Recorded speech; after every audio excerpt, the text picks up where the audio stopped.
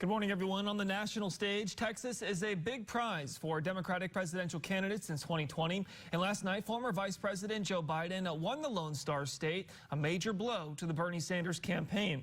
To talk more about this, we are now joined by Dr. Nathaniel Cogley, who is the head of the Department of Government at Tarleton State University. Thanks for joining us.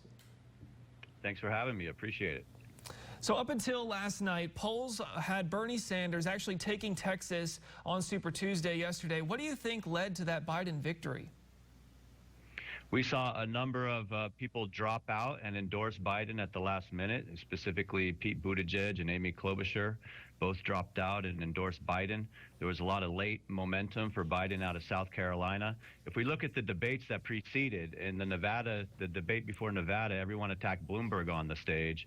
And the debate before South Carolina, Sanders came under attack. This allowed Biden to have relatively strong performances as he wasn't under attack. He performed well in South Carolina, specifically amongst African-American vote.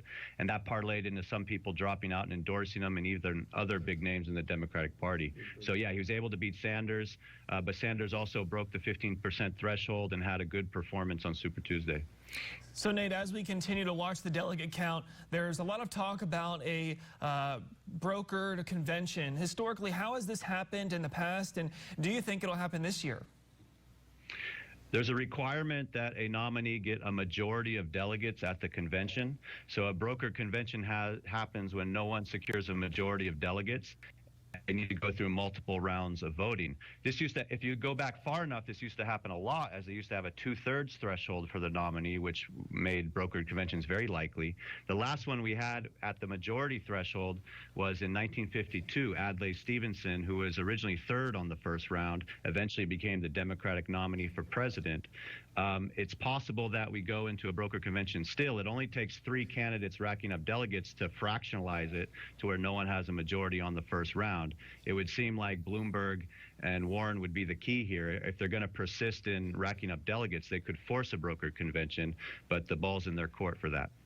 So let's get ahead of ourselves a little bit. Look forward to November now. President Trump maintains a slight lead over each of the top Democrats in the race. What are the odds that Texas turns blue in November?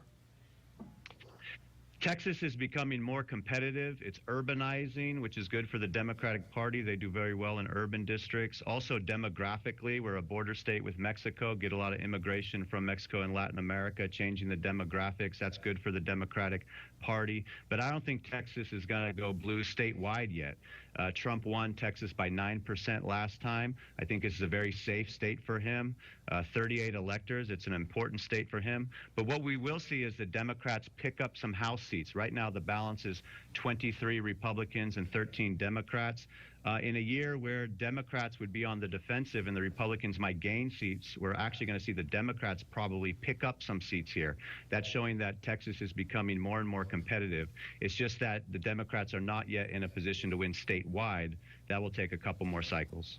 All right, Dr. Nathaniel Cogley from Tarleton State University, thanks for joining us this morning. Stick around with us here at KFDX for more post-Super Tuesday show coverage on the Today Show. We'll be right back right after the break.